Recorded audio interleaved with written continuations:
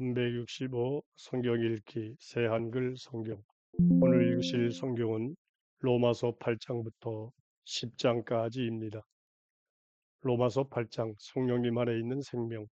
그러므로 이제 그리스도 예수님 안에 있는 사람들에게는 유죄 판결이 없습니다. 그리스도 예수님 안에서 생명을 주시는 성령님의 법이 죄와 죽음의 법에서 그들을 자유롭게 해 주었기 때문입니다. 율법이 육신 탓에 무력해져서 할 수 없었던 그것을 하나님이 하셨습니다. 하나님은 자신의 아들을 죄가 활동하는 몸뚱이를 지닌 모습으로 죄를 없애 주시려고 보내셨습니다. 그리하여 그 육신에서 활동하는 죄에게 유죄 판결을 내리셨던 것입니다. 육신을 따르지 않고 성령님을 따라 살아가는 우리 가운데서 율법이 규정하는 일이 이루어지도록 하시려는 것이었습니다. 육신을 따라 사는 사람들은 육신의 일들에, 성령님을 따라 사는 사람들은 성령님의 일들에 마음을 둡니다. 육신의 마음을 두는 삶은 죽음을 가져오고 성령님께 마음을 두는 삶은 생명과 평화를 가져옵니다. 육신의 마음을 두는 것은 하나님께 맞서 원수가 되는 일이기 때문입니다. 그것은 하나님의 법을 따르지 않을 뿐만 아니라 그렇게 할 수도 없습니다. 육신에 사로잡혀 있는 사람들은 하나님 마음에 들 수 없습니다. 그런데 여러분은 육신에 사로잡혀 있지 않고 성령님 안에 있습니다. 하나님의 영이 여러분 안에 자리 잡고 살고 계시다면 말입니다. 하지만 누구든 그리스도의 영이 없으면 이런 사람은 그리스도의 사람이 아닙니다. 그리스도께서 여러분 안에 계시면 비록 몸은 죄 때문에 죽은 것이지만 영은 의를 통해 생명을 누립니다. 죽은 사람들 가운데서 예수님을 일으켜 살리신 분의 영이 여러분 안에 자리 잡고 산다고 합시다. 그러면 죽은 사람들 가운데서 그리스도를 일으켜 살리신 분이 여러분이 죽을 몸도 살려주실 것입니다. 여러분 안에 자리 잡고 사시는 바로 그 성령님을 통해서요. 그러므로 형제 자매 여러분, 우리는 빚진 사람들이지만 그렇다고 육신에 빚을 져서 육신을 따라 살아가야 할 사람들은 아닙니다. 여러분이 육신을 따라 살아간다면 죽게 될 것이지만 성령님을 힘입어 몸의 못된 행실들을 죽이면 살 것이기 때문입니다. 누구든 하나님의 영에 이끌려가는 사람들, 이런 사람들은 하나님의 아들, 딸입니다. 여러분이 받은 것은 다시 두려움에 떨게 하는 종살이의 영이 아닙니다. 오히려 여러분이 받은 것은 아들, 딸로 삼으시는 영입니다. 그 영을 힘입어 우리는 아빠 곧 아버지하고 외칩니다. 그 영이 친히 우리 영과 함께 우리가 하나님의 자녀라는 사실을 증언하십니다. 자녀들이면 상속자들이기도 합니다. 우리는 하나님의 상속자들이면서 그리스도와 공동 상속자들입니다. 참으로 우리가 영광을 함께 누리기 위해 고난도 함께 받는다면 말입니다. 장차 드러날 영광. 내가 생각하기에 사실 지금 이때의 고난은 장차 우리에게 나타날 영광에 견주면 아무것도 아닙니다. 창조물은 하나님의 아들, 딸들이 나타나는 것을 애타게 기다리고 있기 때문입니다. 허무하게 사라질 처지 아래로 창조물이 굴복하게 된 것은 스스로 원해서가 아니라 굴복하게 하신 분 때문이었습니다. 그래도 창조물은 희망 속에 있었습니다. 그 희망은 창조물 스스로도 썩어짐의 종살이에서 자유로워져서 하나님의 자녀들이 누릴 영광스러운 자유 속으로 들어가는 것입니다. 우리가 알다시피 창조물 전체가 지금까지 함께 신음하며 아이 낳는 고통을 함께 겪고 있습니다. 그뿐 아니라 성령님을 첫 열매로 받은 우리 자신들도 마찬가지입니다. 우리 자신들조차도 속으로 신음하며 하나님의 아들, 딸로 입양되기를 애타게 기다리고 있습니다. 곧 우리 몸을 죄에서 완전히 풀어주시기를 말입니다. 이 희망을 위해서 우리는 구원받았기 때문입니다. 보이는 희망은 희망이 아닙니다. 보고 있는 것을 누가 희망합니까? 우리는 아직 보지 못하는 것을 희망함으로 견디면서 애타게 기다리고 있는 것입니다. 마찬가지로 성령님도 나약한 우리를 도와주십니다. 무엇을 두고 마땅히 어떻게 기도해야 할지 우리는 알지 못하기 때문입니다. 그러나 성령님이 친히 말로는 표현할 수 없는 탄식을 하시면서 우리를 위해 대신 간청해 주십니다. 마음을 자세히 살펴보시는 분은 성령님의 생각이 무엇인지를 아십니다. 하나님의 뜻에 맞게 성령님이 성도들을 위해서 대신 간청하고 계시기 때문입니다. 우리가 알다시피 하나님을 사랑하는 사람들에게는 모든 것이 한데 어우러져 좋은 결과를 이룹니다. 곧 하나님이 미리 정해두신 계획대로 부르심을 받은 사람들에게는요. 하나님은 미리 선택하신 사람들을 미리 정하시기를 그 아들의 모습과 같은 모양이 되게 하셨기 때문입니다. 이렇게 해서 그 아들이 많은 형제자매들 가운데서 맞이가 되도록 하셨던 것이지요. 하나님이 미리 정해두신 사람들 이들을 또한 부르셨습니다.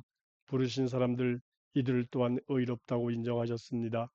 의롭다고 인정하신 사람들 이들을 또한 영광스럽게 하셨습니다. 그 무엇도 하나님의 사랑에서 우리를 떼어낼 수 없다.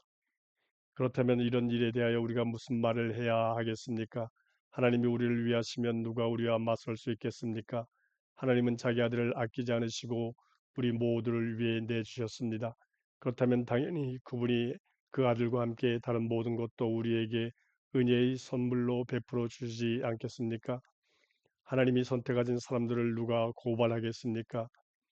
의롭다고 인정하시는 분은 하나님이십니다. 유죄 판결을 내릴 수 있는 사람이 누구입니까? 그리스도 예수님은 죽으셨을 뿐만 아니라 일으킴 받아 살아나신 분이십니다. 또한 하나님 오른쪽에 계시는 분으로 우리를 위해서 대신 간청도 하시는 분이십니다. 누가 우리를 그리스도의 사랑에서 떼어낼 수 있겠습니까? 고난이나 옥죄임이나 박해나 굶주림이나 헐벗음이나 위험이나 칼입니까? 성경에 이렇게 적혀 있는 대로입니다. 주님 때문에 우리는 죽임을 당합니다. 온종일 잡아 죽일 양처럼 여겨집니다. 그러나 이 모든 상황 가운데서도 우리는 우리를 사랑하시는 분을 힘입어서 거뜬히 이겨냅니다. 나는 확신하기 때문입니다. 그 무엇도 하나님의 사랑에서 우리를 떼어낼 수 없으리라는 것을요. 죽음이나 생명이나 천사들이나 통치자들도요. 현재 일이나 장래 일이나 능력들도요. 높음이나 깊음이나 다른 어떤 창조물도요. 그 무엇도 그리스도 예수 우리 주님 안에 나타난 하나님의 사랑에서 우리를 떼어낼 수 없을 것입니다. 로마서 9장 바울이 이스라엘을 두고 몹시 괴로워하다. 그리스도 안에서 나는 참말을 하지 거짓말하지 않습니다. 내 양심도 성령님 안에서 나와 더불어 증언합니다. 내 슬픔이 크고 내 마음속에 진통이 끊이지 않습니다. 차라리 나 자신이 저주를 받아 그리스도께로부터 끊어지면 좋겠습니다. 내 형제 자매들 곧 혈통상의 내 결례를 위해서라면요. 그들은 이스라엘 사람입니다. 하나님이 그들을 아들 딸로 삼으시고 그들에게 영광을 보이시고 여러 언약을 맺어 주셨습니다. 율법을 주시고 예배하는 법을 알려주시고 여러 약속을 해 주셨습니다. 그들은 위대한 조상들의 후손이고 혈통으로 볼 때 그리스도께서도 그들한테서 나셨습니다. 모든 것 위에 계시는 하나님이 영원토록 찬양받으시기를 아멘. 선택하시는 분은 하나님이시다. 그렇지만 하나님의 말씀이 소용없게 되었다는 그런 말은 아닙니다. 이스라엘한테서 난 이 사람들이 모두 이스라엘은 아니니까요. 또한 아브라함의 후손이 모두 아브라함의 자녀인 것도 아니기 때문입니다. 오히려 하나님은 이삭의 후손이어야 너희 후손이라 불릴 것이다 하고 말씀하셨습니다. 다시 말해서 육신에 의한 자녀들, 이들이 하나님의 자녀들이 아니라 약속에 의한 자녀들이 후손으로 여겨집니다. 약속의 말씀은 이렇게 되어 있으니까요. 내년 이맘때 내가 다시 오겠다. 그때 사라에게 아들이 있을 것이다. 그뿐만 아니라 리브가가 한 사람, 곧 우리 조상 이삭과의 사이에서 쌍둥이를 가졌을 때도 마찬가지입니다. 쌍둥이가 아직 태어나지도 않았고 무슨 선한 일이나 못된 짓을 하지도 않았을 때였습니다. 그때 선택에 기초하여 하나님이 미리 정하신 계획이 유지되도록 하셨습니다. 아이들이 한 일이 아니라 부르시는 분에게 달린 것이었습니다. 그래서 리브가에게 말씀하셨습니다. 큰아이가 작은아이를 섬길 것이다. 성경에 이렇게 적혀 있는 대로입니다. 야곱은 내가 사랑했지만 에서는 내가 미워했다. 하나님께 달려있다. 그렇다면 우리가 무슨 말을 해야 하겠습니까? 하나님이 불공정하시다는 말입니까? 절대로 그럴 수 없습니다. 하나님이 모세에게 이렇게 말씀하시니까요.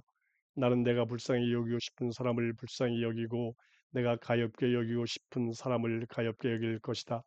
그러므로 선택받는 것은 사람의 바람이나 노력이 아니라 은혜를 베푸시는 하나님께 달려 있습니다. 성경이 파라오에게 이렇게 말하잖아요. 내가 너를 일으켜 세운 것은 바로 이 일을 위해서다. 곧 너를 통해 내 능력을 드러내 보여주어 내 이름이 온 땅에 널리 알려지게 하려는 것이다. 그러므로 하나님은 불쌍히 여기고 싶은 사람을 불쌍히 여기시고 마음이 굳어지게 하고 싶은 사람을 마음이 굳어지게 하십니다. 하나님의 분노와 불쌍히 여기심. 그러면 그들은 나에게 따질 것입니다. 그렇다면 왜 하나님은 아직도 잘못을 나무라시는 겁니까? 그분 뜻에 누가 맞설 수 있었다는 말입니까? 아, 사람아, 도대체 그대는 누구입니까? 하나님께 말대꾸하며 대들다니요. 만들어진 것이 만든 사람에게 왜 나를 이렇게 만드셨네 하고 따지겠습니까? 아니면 진흙을 빚어 그릇을 만드는 사람에게 고난이 없단 말입니까? 같은 진흙덩이에서 어떤 것은 값지게 쓸 그릇으로 어떤 것은 하찮게 쓸 그릇으로 만들 고난이요. 어떻단 말입니까? 하나님이 노여움을 드러내어 그 능력을 알리기를 바라시면서도 노여움을 사서 멸망하게 되어 있는 그릇들을 많이 참고 기다려 주셨다면요. 어떻단 말입니까?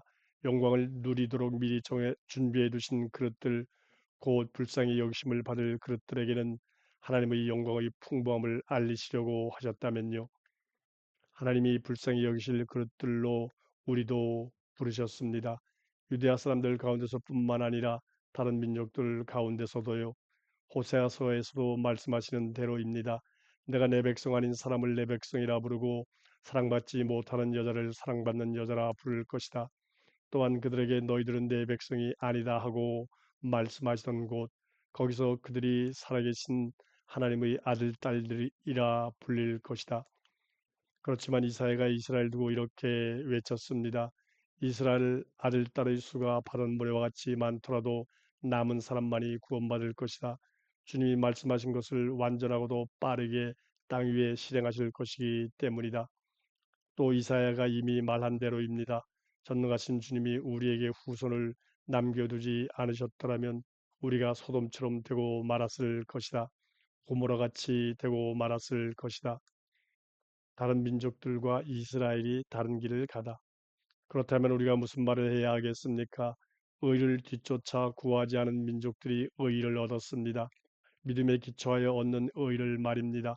그런데 이스라엘은 의를 이끄는 율법을 뒤쫓아 구했지만 율법에 다다르지 못했습니다. 무엇 때문입니까? 믿음에 기초하지 않고 행위에 기초하여 그것을 뒤쫓아 구했기 때문입니다. 걸림돌에 걸린 것입니다. 성경에 적혀 있는 대로입니다. 보라, 내가 시온에 걸림돌을 곧 걸려 넘어지게 하는 바위를 둔다. 그러나 그를 믿는 사람은 창피를 당하지 않을 것이다. 로마서 10장. 구원은 믿음을 통해서 온다. 형제자매 여러분, 내 마음의 갈망, 곧 이스라엘 사람들을 위해 하나님께 매달려 드리는 기도는 그들이 구원받게 되는 것입니다. 내가 증언하는데 그들에게는 하나님을 향한 열정이 있습니다. 그러나 그 열정은 바른 깨달음에 따른 것이 아닙니다. 그들은 하나님의 의를 알지 못하고 자기네 자신의 의를 세우려고 애쓰다가 하나님의 의에 굴복하지 않았기 때문입니다. 사실 그리스도께서 율법의 끝마침이 되셔서 모든 믿는 사람에게 의를 가져다 주셨는데도 말이지요. 모세는 율법의 기초에서 얻는 의에 대해 이렇게 기록합니다. 이것들을 실행한 사람은 이것들 덕분에 살아갈 것이다. 그러나 믿음의 기초에서 얻는 의는 이렇게 말합니다. 그대 마음속으로 누가 하늘로 올라갈 것인가 하고 말하지 마라. 그런 말은 그리스도를 모시고 내려와야 한다는 뜻이 됩니다. 또는 누가 밑바닥 없는 구덩이로 내려갈 것인가 하고 말하지 마라. 그런 말은 그리스도를 죽은 사람들 가운데서 모시고 올라와야 한다는 뜻이 됩니다. 그렇다면 성경은 무엇을 말합니까? 네 가까이에 그 말씀이 있다. 네 입에 있고 네 마음속에 있다. 이것은 우리가 선포하는 바로 그 믿음의 말씀입니다. 곧 그대가 입으로 주 예수님을 고백하고 하나님이 그분을 죽은 사람들 가운데서 일으켜 살리셨다고 마음으로 믿으면 구원받을 것이라는 말입니다. 사람은 마음으로 믿어 의에 이르고 입으로 고백하여 구원에 이르기 때문입니다. 성경이 이렇게 말하니까요. 그를 믿는 사람은 아무도 창피를 당하지 않을 것이다. 유대아 사람과 그리스 사람 사이에 차이가 없습니다. 동일한 주님이 모든 사람의 주님이시고 주님을 부르는 사람 모두에게 주님은 넉넉히 베푸시기 때문입니다. 주님의 이름을 부르는 사람은 누구나 모두 구원받을 것입니다. 이스라엘이 복음을 전해 듣고도 믿지 않다. 하지만 믿은 적이 없는 분을 어떻게 부를 수 있겠습니까? 들어본 적이 없는 분을 어떻게 믿을 수 있겠습니까? 선포하는 사람이 없으면 어떻게 들을 수 있겠습니까? 보냄을 받지 않았다면 그들이 어떻게 선포할 수 있겠습니까? 성경에 이렇게 적혀 있는 대로입니다. 얼마나 아름다운가 좋은 것들을 좋은 소식으로 전하는 사람들이 바리 그러나 모두가 복음을 듣고 따른 것은 아닙니다. 이사야가 이렇게 말하니까요. 주님 누가 우리한테 들은 것을 믿었습니까? 그러므로 믿음은 듣는 데서 생기고 듣는 것은 그리스도를 전하는 말씀을 통해 이루어집니다. 그러면 내가 묻습니다. 그들이 들어보지 못했습니까? 그렇지 않습니다. 온 땅으로 퍼져나갔네 그들의 소리가 세상 끝으로 그들의 말이 내가 다시 묻습니다. 이스라엘이 알지 못했단 말입니까? 먼저 모세가 이렇게 말합니다. 나는 너희가 질투하게 만들 것이다. 내 백성 아닌 사람들을 가지고서 깨닫지 못하는 민족을 가지고서 너희를 노엽게 할 것이다. 이사야는 아주 용감하게 이렇게 말하기까지 합니다. 나를 찾지도 않은 사람들에게 내가 나타났고 나에 대해 물어보지도 않은 사람들에게 나를 보여주겠다. 그러나 이스라엘에 대해서는 이렇게 말합니다. 온종일 내가 내 두 손을 펴서 불순종하고 대드는 백성한테로 내밀었다.